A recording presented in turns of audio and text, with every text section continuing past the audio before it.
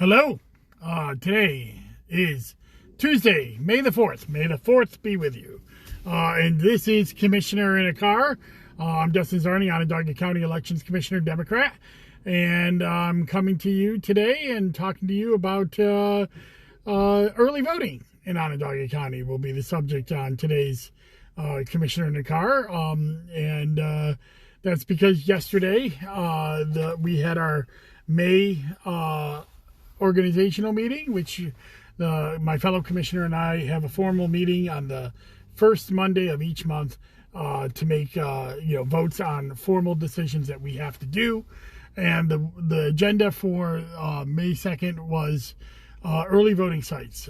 By law, on the 1st of May, and we did it on May 2nd because the 1st of May was on Sunday, we have to transmit and decide on our early voting sites for 2020 or for 2021 at that time. So we had a formal meeting. I argued in a written statement, not my op-ed, which did appear in the paper this last week, but in a formal written statement giving all kinds of arguments about why we should be expanding early voting based on our experiences over the last couple of years. As you know, the last couple of years, we've had 6 sites here in Onondaga County. They're the bare minimum sites for the population that we have. And many counties, in fact, most counties, do more than the bare minimum sites. However, my co-commissioner, the last 2 years, also backed by, according to their public statements, the county Republican leadership in the executive's office and in the legislature, they decided they only wanted to do the minimum sites, only what was required of them. And I made an argument after last year's 2-hour waits in some lines and traffic issues and all kinds of problems that have come about with early voting because of the tremendous popularity of it, that we should expand to 10 sites. And I made that argument knowing that the counter argument would be cost. So I came up with a way that we could spread out these sites over these 10 times, 10 places as opposed to 6, and actually reduce, some of the added costs. It would cost a little bit more, but because if you're spreading it out over 10 different sites as opposed to 6, you're going to not need as many people at each individual site. Since you won't have as many people at each individual site, you'll be spreading the population over a 10 site radius. And then if there's a site that is very busy, we could surge people to that site. I think later this week, I will probably release that plan to the public on my Tumblr blog, probably Sunday, and put that out there because I felt it was a good blueprint for and justification of why I believe these this added sites were needed. Unfortunately, without any discussion, we voted only to have we voted on our 6 minimum sites, which we've agreed on, and which sites they were, and she rejected any call for expansion. And the way election boards work in New York State, you have one Democrat and one Republican, and if you don't have agreement from both, you cannot move on. And since there is no ability for me to go to court on this because we are meeting the minimum needs as required by law, then we are kind of in a quandary, and we'll have to wait and see what happens later this year. I'm still hopeful that the New York State Legislature will pass voting reforms that will require more sites in counties, whether this year or next year, because obviously the bare minimum is not going to do it. The one site for every 50,000 voters is way too little. So that may end up be something that needs to be done to get higher volume sites in Onondaga County because of the intransigent positions of the county GOP. However, the county legislature could, they cannot tell us what to do. That's part of the independence of the Board of Elections. They can't tell us where to put sites or how many sites to put, but they can allocate funds for it, and they could pass a resolution for it. I don't know if they're planning on doing that at all, so we'll have to see where that goes, because we can still add sites. We voted in May for the 6 minimum, but if a election law change came about or a change in mind, we could add sites up until 45 days before election day. So we do have the ability to add sites as long as we've notified what our minimum sites are by May 1st. So I'm hopeful that I can continue to make the argument. I will continue to make the argument, but it doesn't seem like it's going anywhere right now. What are the 6 sites? Well, that's important to know. So let's talk about the primary. So in the primary for Onondaga County, we only have 4 sites open because there's not every part of the county that is open in the park. So we only open up 4 sites, and those sites are the 2 in the city, Armand Magnarelli Center and Southwest Community Center. The Camillus Fire Station is open because it sits between Geddes and Lysander, which are having primaries. And the Lafayette Fire Station is open because it sits next to Pompey, which is having a Republican primary. So those 4 sites are open, and of course you can go to any one of those sites to vote in the primary, no matter where you are at that moment. We will print up the ballot for where you live. So those are the 4 early voting sites that are open. They start June 12th through the 20th. Of course, you go to onvote.net, you can see all of that. Now, the general election sites, they're not quite up on the website yet. They will be by tomorrow. The general election sites are those 4 sites, except for Camillus Fire Station is actually moving to Camillus Town Hall for the general election. The reason being is the Camillus Fire Station has a pedestrian bridge that has been condemned, and the amount of people that we can have in there is very low.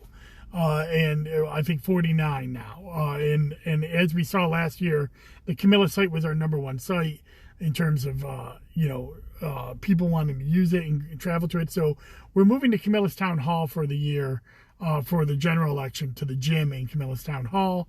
And of course, we're still going in Armand Magnarelli Center and Southwest Community Center, Syracuse Community Connections, and Lafayette Fire Station number 1. And then, of course, DeWitt Town Hall and Clay Town Hall will come back online for the general election. Monday through Friday, or our hours are on Saturdays and Sundays, will be 10 a.m. to 3 p.m. And on Monday, Thursday, and Friday, 10 a.m. to 6 p.m. And on Tuesday and Wednesday, noon to 8 p.m. So those are the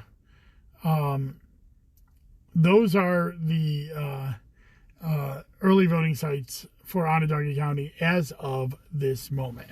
I see a couple questions in the chat from my friend David, who is always very active in the in the Commissioner on the Cars. He has some boards of elections in New York State do open public hearings where voters can speak to the BOE about the opinions and issues with that. Has Onondaga County ever considered doing these? I would be open to it, but again, one of those things where I got to get buy-in from my fellow commissioner. We don't have open hearings, and we aren't required to. I actually think we should be required to have open hearings and be part of the open hearing laws, but we don't have open hearings, and that is not something that we'll be doing in Onondaga right now unless there's a law change. Can I comment on the recent revelation from Jarrett Berg of Vote Early New York State about the affidavit ballots in the 2020 election being disallowed in Onondaga due to the wrong polling places? Do you think legislation can pass in New York to allow votes to count if voters do not vote in the correct polling place?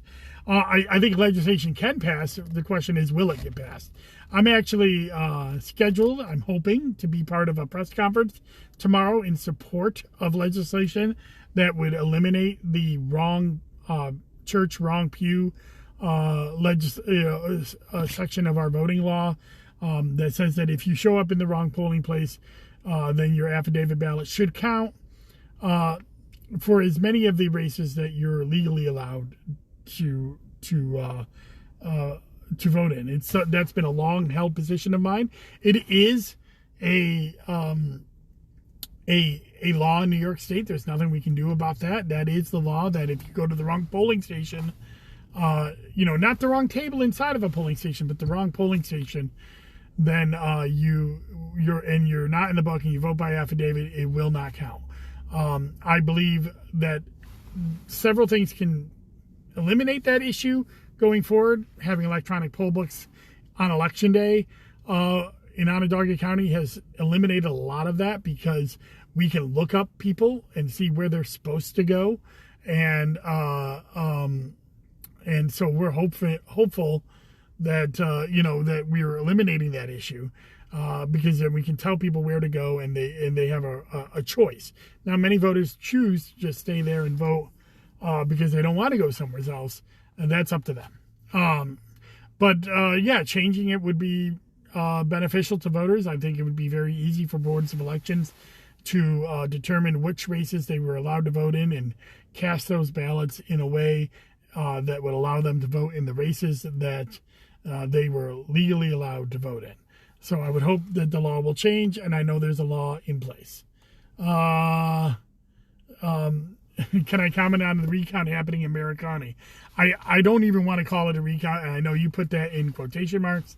It is not a recount what's happening in Maricopa County. This is a travesty of election administration. The county, or the Arizona Republican legislature, voted to recount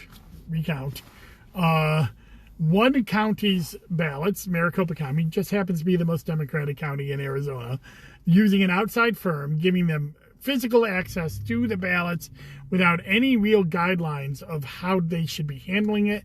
Those guidelines have not been made public. The press was not allowed in. The press was then allowed in and then kicked back out. It is a travesty of what's happening. It's not even an audit, Michael. Michael Under called it an audit. If it was an audit, it would have clear guidelines of what is an acceptable ballot and what is not. It would have, the press would be in there. Candidates could be in there watching it. If it was a clear audit, then all of these things would be in place, like we have in New York. Cyber Ninjas is the name of the place that is running it, run by a QAnon follower who has been posting all kinds of conspiracy theories on his own Facebook pages, and it's a travesty. There is not anything that's going to come out of that recount that is going to change, or audit, or whatever they're calling it, is going to change anybody's minds, because there is no standard definition of what is a good ballot and what is not. I mean, there's rumors of them running it under blue lights to look for watermarks, which is another conspiracy theory that was out there on the far right message boards. It's a shame. Look, we all know this. President Biden won this election, won Arizona, won Georgia, and the fact that President Trump, former President Trump, continues to make these wild, unsubstantiated allegations is what is the only purpose of which is to put the election in doubt, to undermine current President Biden. And it is a shame, because I think it's actually going to hurt them, the Republicans who are allowing this to happen, in the long run, because the people tend to vote against these types of these overreaches. And now David asked, Senator Manchin asked, he will not vote for H.R. 1 unless it is bipartisan. Does that doom H.R. 1? I will never say anything is doomed. I think Senator Manchin says a lot of things, and then he does a lot of things. we'll see what happens, but I don't necessarily believe that that he is going to actually vote against it if it gets brought up. The question is, though, it can't be brought up outside of the filibuster right now. That's the more important thing, is that the filibuster is preventing that from passing. And because I do believe that there would be bipartisan votes on it if it wasn't for the filibuster. So whether we get to bipartisan or not doesn't matter if we don't get rid of the filibuster. So I think the filibuster is what's dooming H.R. 1 right now, not whether it's bipartisan or not. But we will see if it can be broken up into its component parts and have certain parts pass the Senate and maybe other parts have to wait for more senators to come in. But it is something that we still should be pushing for. And I have faith that Senator Chuck Schumer has found a way to get these big things passed and save the ACA. And I believe he can do so. So we'll have to see. I'm gonna get going here back to work, but a few things that are going on this week. On Wednesday, I'll be releasing my next Wonky Wednesday. I'll be doing the town of Pompeii. Really interesting stuff there. In what is it's still a solidly red town, but some interesting purplish things going on in Pompeii. So check that out. I think you'll be interested in seeing what's happening down there in what might be one of the more affluent towns in Onondaga County. And then on Thursday, I will be talking to Gio Constiello, who is a regional rep for Dominion Voting Machines. Yes, that Dominion Voting Machines. By the way, Dominion Voting Machines is what we use here in Onondaga County, and I stand by them. They are excellent pieces of machines that deliver and count the vote very well. And we're going to talk about all the security procedures that we have in place here in Onondaga County with Dominion Voting Machines. And I think that will be an interesting conversation, for you to see on Thursday. And then, I hope next week I'll be talking on Commissioner in the Car about absentee balloting in Onondaga County for the primary, because that is going to be starting at the end of this week. Actually, the first round of absentee ballots will be going out. And remember, next weekend on Sunday the 16th, I will be at doing a Sunday seminar about how to fill out your absentee ballot. So if you were interested in that, please do so. And I'll show you how to get your ballot taken care of, whether it's the primary or general. But I'll be focusing on the primary. So thank you very much. Please remember to wear a mask. Get vaccinated if you can. Get the shot, because that is how we get out of this, is by having the shot and getting ourselves vaccinated and protecting not only us or others. I've heard news today that soon 12 to 15-year-olds will be eligible for the vaccination. I have a 12-year-old who's very anxious and wants his shot, and as soon as it's available, we'll be getting it for him. So hopefully you'll see that. So there's a lot of stuff going on. We're about to get into primary season here. We're about 45 days out from the primary. So, we're going to have, elections are right around the corner. We're always busy here. And I hope to see you out voting in this June primary and also in the fall. All right. Take care. Bye-bye.